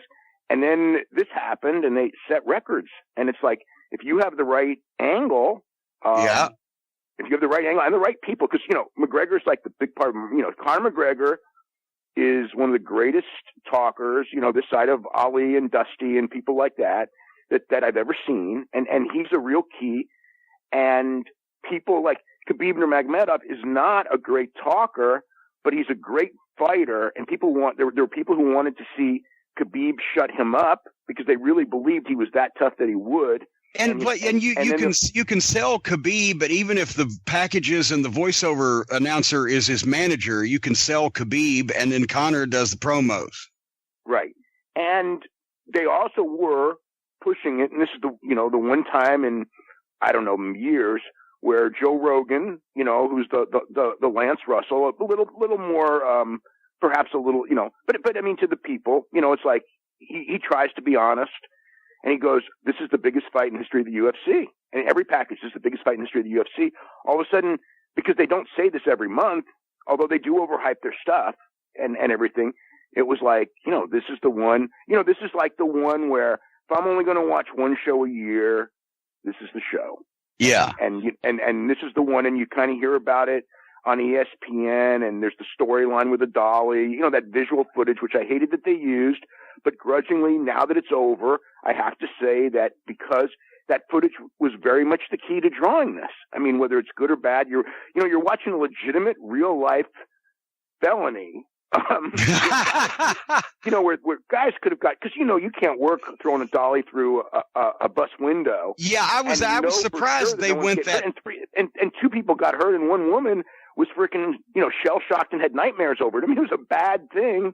I was surprised that they went that far, because I could have been persuaded that they had flown over there. He was going to shoot his own angle, but he wasn't trying to actually commit too bad of a crime. But when they got to the point of glass breaking in the bus with other people around, that's why I'm like, okay, they're out of control. I loved it because it was great publicity, but they're out of control. Oh yeah, well, I mean, the whole thing's out of control. I mean, that's part of the problem right now is that, like, you've got this situation where this is like you've got a guy who is such a big draw. And the rest of the company really, there's a couple other guys who are draws, but this guy's such an unbelievable draw that he's got them by the balls. You know what I mean? So it's like, even, it's like, I don't know, maybe a Hulk Hogan, but even like 10 times bigger, where it's like, you can't punish him because you're punishing yourself if you punish him. But and he knows it. And he knows that. He takes every liberty, and he uses it to play mind games because, one of the things, it's like Khabib was wrong in trying to double foot stomp the jiu-jitsu coach, Dylan Dennis, for insulting him. Bad Khabib. I mean, bad.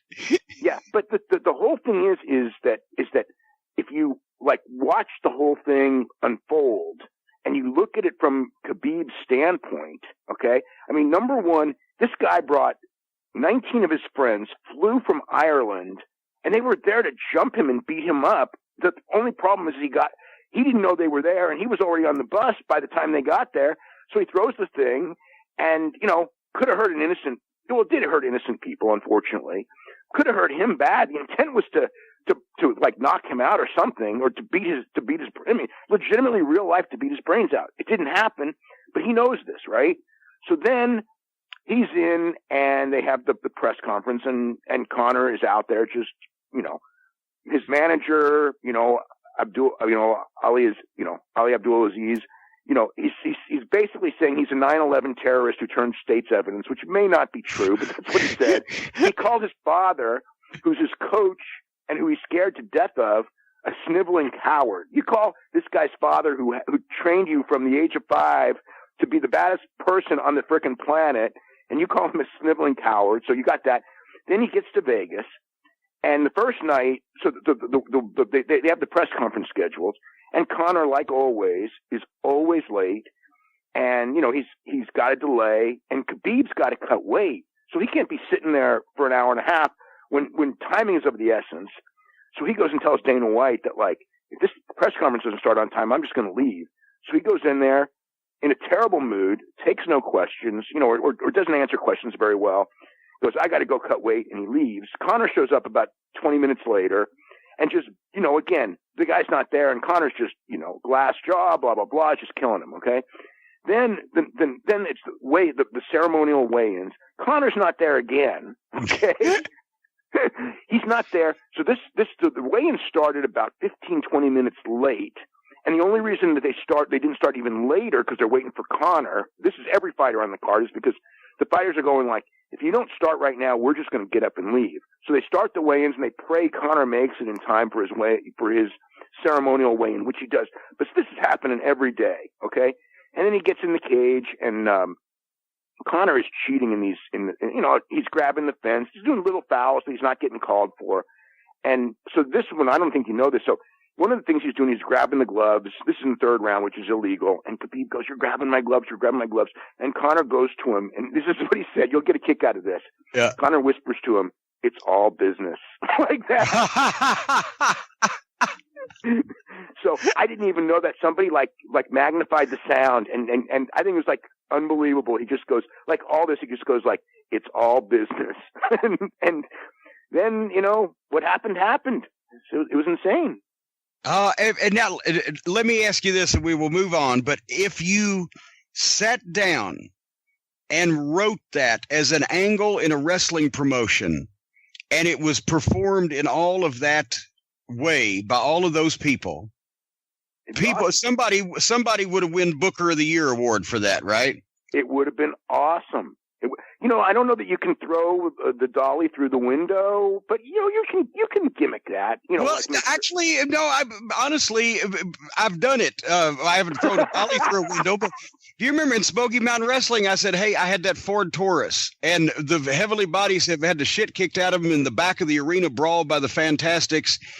And it was Stan and Tom Pritchard at the time, Stan Lane and Tom Pritchard. I said, okay, I'm going to go get the car and back it up, and you guys run out the back door of the arena and both of you jump in the front driver's or front passenger side, and I'm going to speed off. And I told Bobby Fulton, I said, grab that iron bar that is laying there by the door, and when I start to pull off, bash the back window in as I'm pulling off, like you almost got me, right?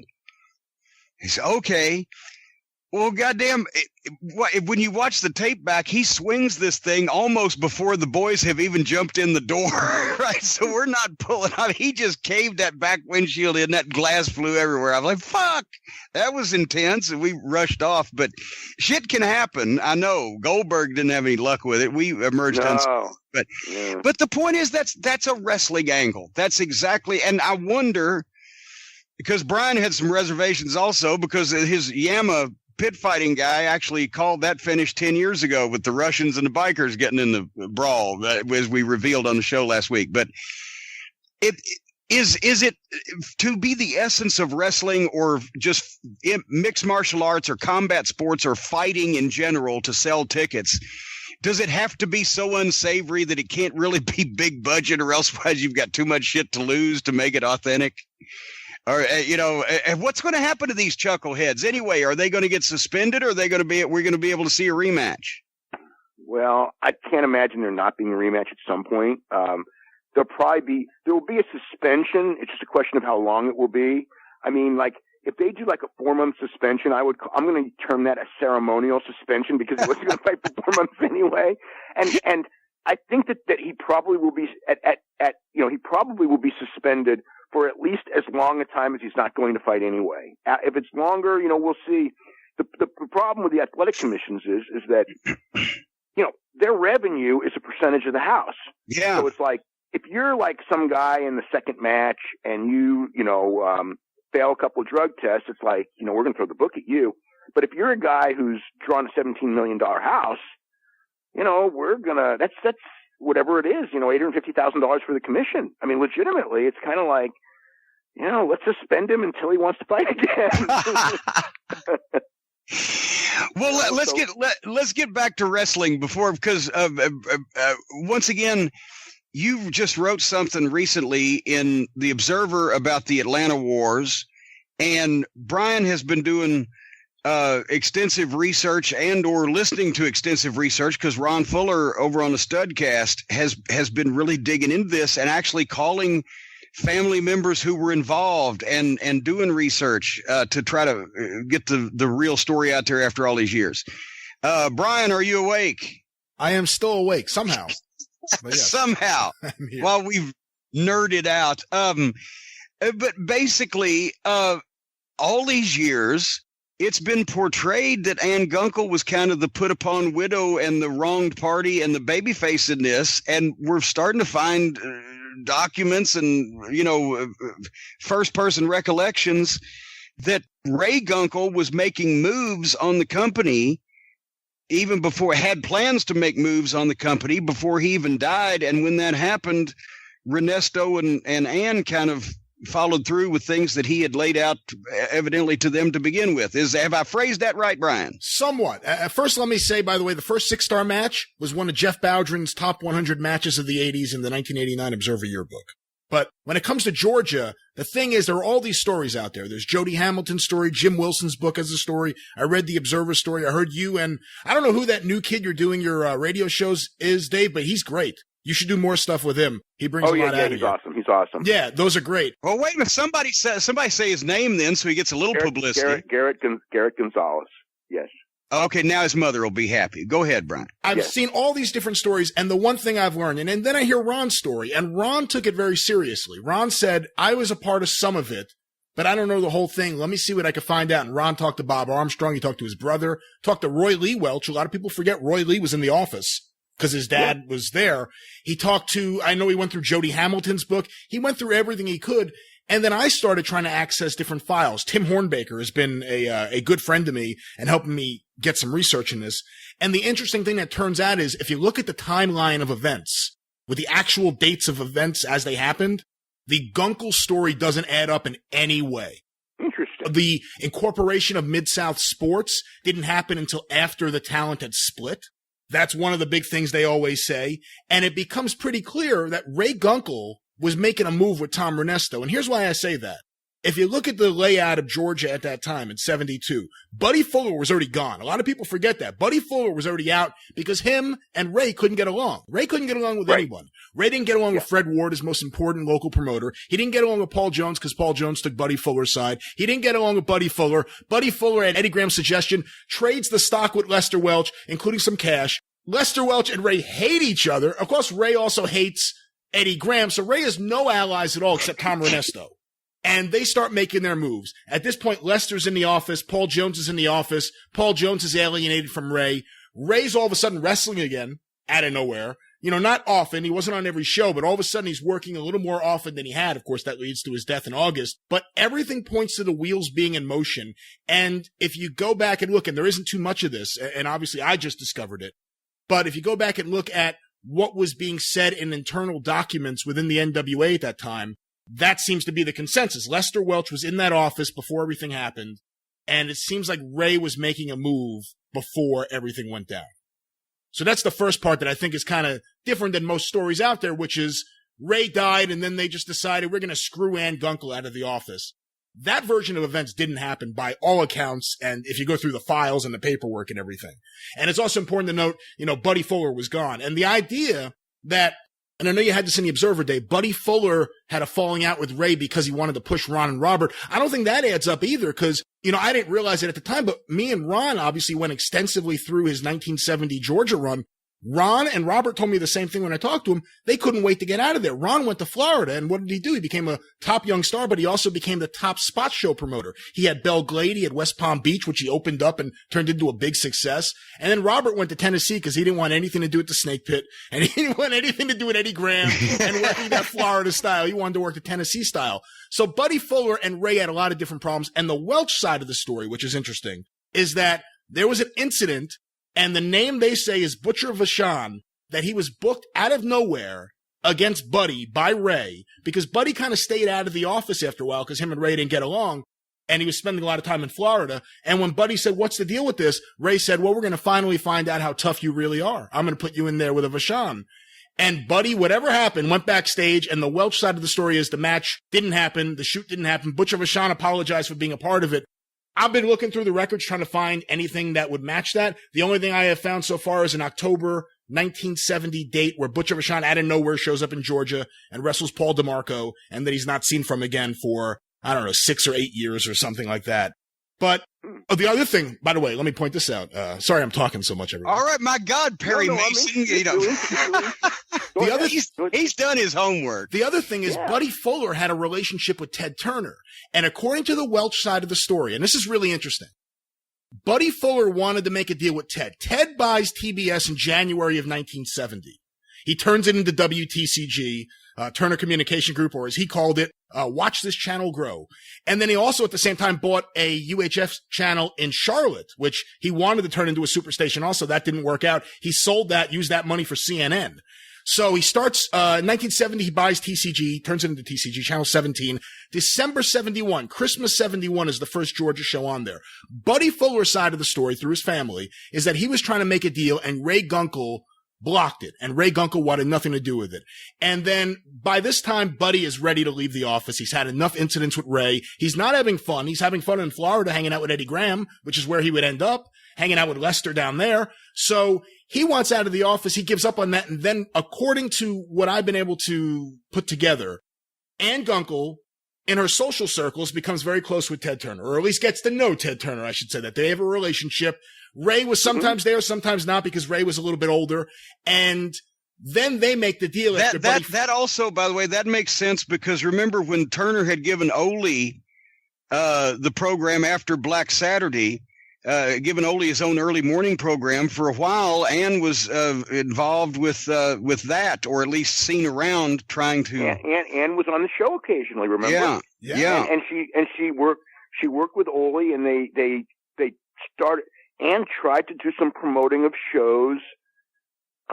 She worked with Eddie Graham too at that time.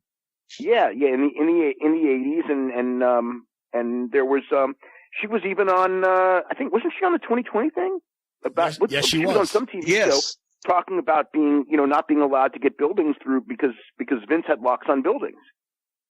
But at any rate, the point I always heard when I got into business and went down there in '83 that, Ann Gunkel knows Ted Turner. But go ahead, Brian, finish your. Yeah. Well, the interesting part of it, though, going back to the Buddy Fuller thing, Buddy Fuller wanted to deal with Ted Turner because they got to know each other. And according to Ron Fuller, Ted Turner wanted to hire Buddy Fuller, not to do wrestling stuff, but to help work in promotions at TCG. And Buddy Fuller turned it down. And they were friends, though. So if you look at the timeline and you see Buddy Fuller's getting iced out of the office, or at least icing himself out because he likes Paul Jones, he doesn't want to deal with Ray anymore. They finally make the deal with TCG, which is something he wanted to do. And then right after the talent jumped, November of 1972, Turner actually cancels what was ABC booking. He cancels that wrestling show and gives the show to Ann. And from what I've been able to ascertain, the reason they were able to get Georgia Wrestling, the NWA promotion, back on the air was Buddy Fuller going back down there and talking to Ted because he was the only one who had a relationship with him. Lester had only been there for a little while, was actually still moving into Georgia, and Paul Jones had nothing to do with anything other than holding a percentage of the stock. So Buddy Fuller actually helped get, after a very, very brief time they were thrown off the air, get them back on Channel 17. So that's another part of it. And then here's another interesting thing. And I'm sorry. No, I'm really interested. So really, real quick. It's like obviously, all the newspaper stories and everything like that were always favorable to Ann. And I remember that and she was always, and it's the widow of Ray Gunkel. She's going to be the babyface in the story against the old, pro wrestling promoters. But the thing that I remember, and again, I talked to Barnett some, but he came later. He wasn't there for the actual. He wasn't there until 74. Yeah. Right. So he comes later. He's there at the end of the war and is the one who basically puts Ann out. But Watts was there earlier, and Watts never really talked in detail to me about it. But he, every mention of Ann was always there's two sides to the story, and Ann was the most foul-mouthed. And of course, Watts is the booker on the other side, so he's going to be like that. But he was always there's two sides to this story. And that's why whenever I write, I go this is the side that made the media, but there is another side to the story. But I didn't know the other side to the story because it never got reported, honestly. So then listen to this. So Ray dies August 1st, 72. And now the partners in the office are whoever holds Ray's shares of the stock. Lester Welch, who had already changed to stock with Buddy Fuller, caused a big problem, and Ray tried to block it, but Paul Jones went along with it. And Paul Jones is the third partner. They don't want her running the company, and they make numerous offers to buy her out. And I know people have said they never offered anything. They just wanted to ice her out. They were kicking their feet up on the desk the day he died. I don't know how much of that part is true, but I do know that they made her numerous offers. And at the time they were negotiating. And this is where it gets interesting. Tom Ernesto was clearly, as he did at the end of the war, playing both sides. And he went along with the Ann side. But according to documentation I've recently seen, Tom Ernesto was telling Lester Welch, Ann's bluffing. And setting up that office downtown. She's just bluffing. She just wants to make sure she's taken care of. They try to pressure Paul Jones into signing a contract to come along with Ann and Tom Ernesto. Paul Jones refuses. Another part of the story that the Ann Gunkel side always says is that after the war started, Tom Ernesto removed his mask on TV to show everyone, I'm, the assassin. They're going to tell you who I am. This is who I am. He actually did that before everything happened. He did that in October on TV, and he wrestled at the City Auditorium without his mask for the NWA. So that whole part of the story doesn't add up either. And then the crew walks out November 21st. At this point in time, we're able to we're able to prove that on the 19th, they got word that everything was going down. So the wheels are in motion, and they know this meeting has happened. Paul Jones has been approached. Bob Armstrong's already talked to them. The 21st, they walk out. The 22nd, they go into Columbus, and the only match is a 2 out of 3 falls match between Bob Armstrong and Rock Hunter. That's the same day the papers are filed to incorporate Mid-South Sports Incorporated. And everyone always says that happened.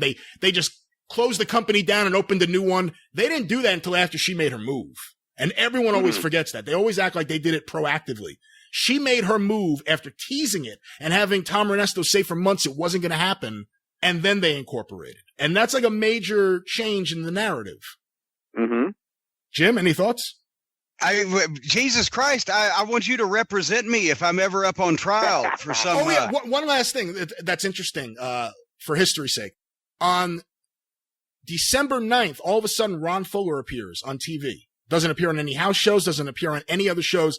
The story is because he was the only one who got along with Ann. Because when his father wasn't getting along with Ray, Ann and Ray were actually really nice to Robert and Ron. Ron still talks about how great they were to him, that he got along with them. He knows his dad didn't. He knows his Lester didn't, but he did. And they fly him up there to work the TV, and then he goes and he spends the day with Ann Gunkel. And it is him, on behalf of his family and the NWA and Eddie Graham and everyone else, trying to convince her, plead with her, please, this is not going to end well. They're going to drain you of all your money because the NWA is going to be involved. Let's come up with a deal. And she wouldn't make a deal. She wouldn't make a deal with anyone. And of course, I mentioned Ernesto at the end of the thing. Ernesto, when the deal is done and Barnett comes in, Ernesto all of a sudden ends up with a 1-year contract to be the booker for the Georgia office. Right. So that's just a little bit of the info. I'm sorry to overwhelm everyone. And actually, I knew that I always said this, Dave, that Ann Gunkel and Dixie Carter reminded me of, brought each other to mind in my eyes. Interesting. Interesting comparison. I mean, I don't know because I didn't know Ann Gunkel at all. She was, before my time, and she died young before anyone really, before you could really talk to her about, because nobody, in the days when people if she was still around now, I'm sure she would be talking and everybody, would be giving her side of the story. But back in the 80s, you only talk to the people, you only talk to certain people, and and Ray, whatever. But yeah. It's interesting though. Yeah. Hey, this brings up another topic for the Hall of Fame discussion. Why, since we have apparently just covered the fact that all wrestling south of Indiana in the United States of America can be traced back to one family, why is Roy Welch not in the Wrestling Observer Hall of Fame? I've never even thought about it. No one's ever suggested the name to me.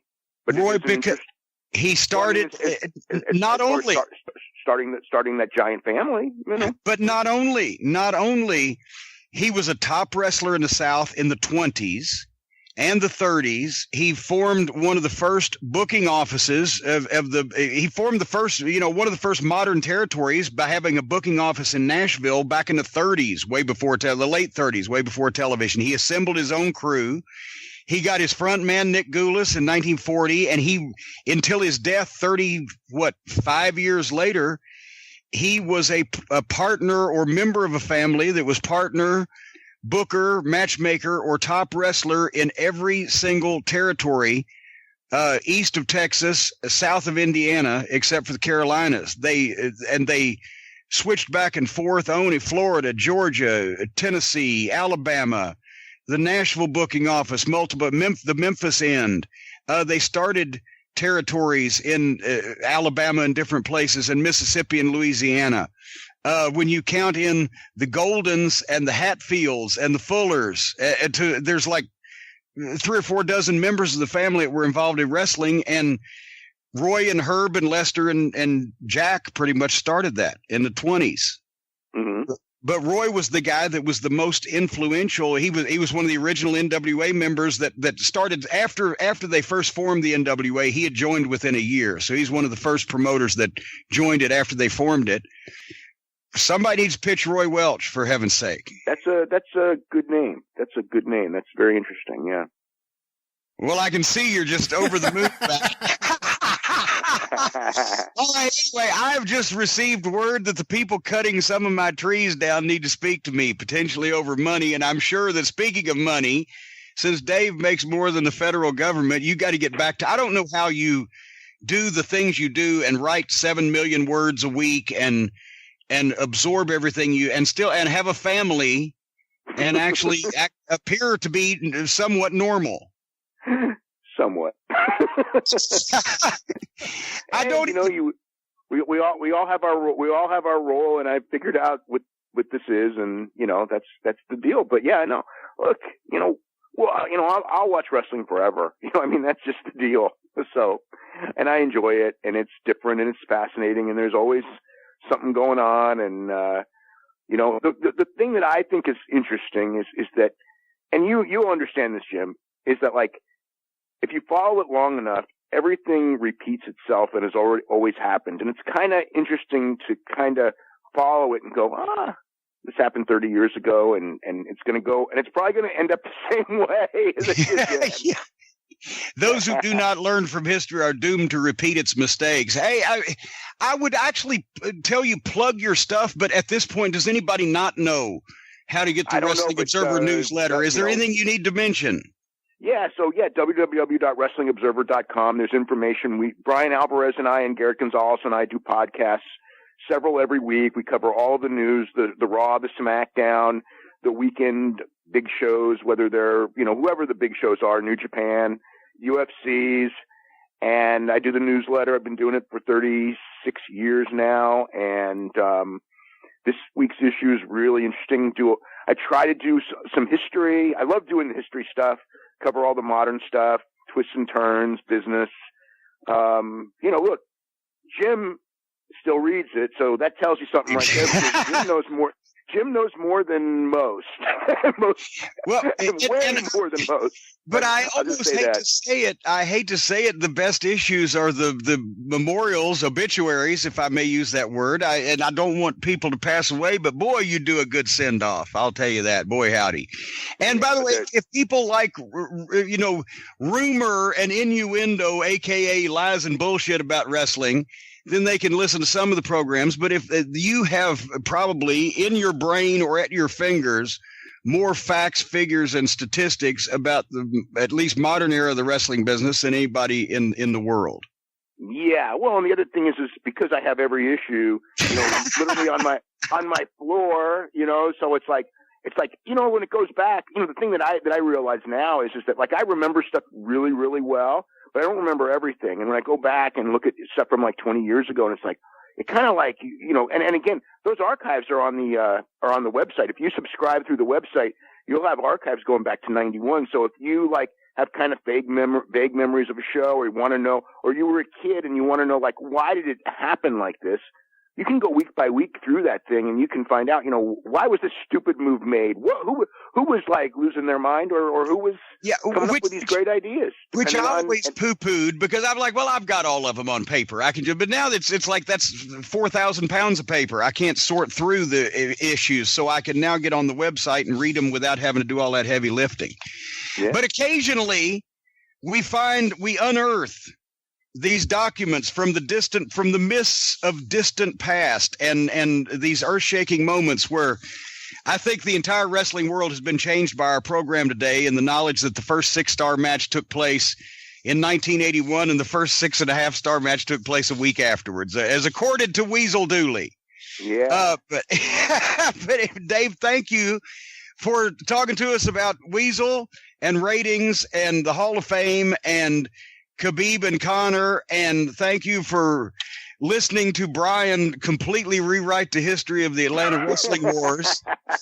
And it actually it is, and it's so cool. And there's I can't even tell you this. The one thing that a secret person who I can't mention on the air, apparently, I don't know why this is all being kayfabed, but unearthed a document written by someone that proves this whole thing, and we will talk more about that possibly off air. There could still be legal issues over this, but anyway, we got to do this again sometime soon. But until then, we probably ought to go about our normal daily lives. I have no idea. I won't even do a close here. We'll do a close live.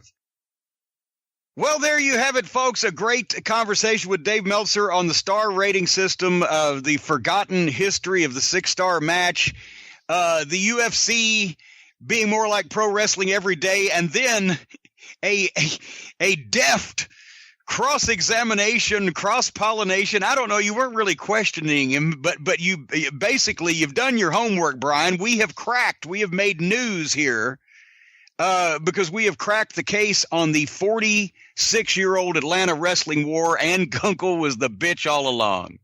Well, I didn't put it that way, but I would certainly say the whole idea that it was just those damn Welches screwing the widow out of her territory is complete bullshit. And if you look at the story, if you look at the timeline and the I'm not trying to get you started again. I know you've presented. Let me tell you something. If somebody was on trial, they'd be going to the fucking chair. They may bring back the guillotine here in this country to decapitate a fucker that you would prosecute.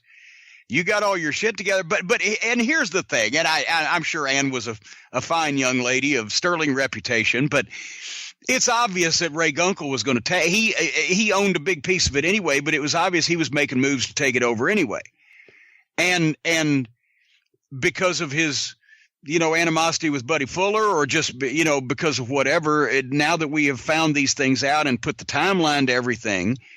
I can believe that Ray Gunkel was planning on, and Tom Renesto. That's the big one. The big one when you start looking at everything is Renesto. Yeah, because, here's the thing. If you've got 3 or 4 owners, but one is not only the top star, but also a majority owner, and the booker is in his pocket, and most of the boys are fairly loyal to him, whereas the other owners are in Paul Jones's case, he probably was, never even seen at that point. Right. But, the other ones are seen as part of the wrestling establishment because they all are part owners of different territories. I can see where Ray Gunkel could have led an underdog uprising, and I can see where that probably Renesto talked to, hey, we can do this anyway, The thing about Renesto is Renesto's the only guy who comes out of it exactly the way he went into it. Yeah. He comes out of it as the booker for the NWA's Georgia promotion, which is exactly where he was when the whole thing started. And that's the other thing. If you look at everything else that happened in terms of the TV, the arenas, the local promoters, it wasn't something they could set up in a couple of days. They were setting it up for a while. Things were in motion already.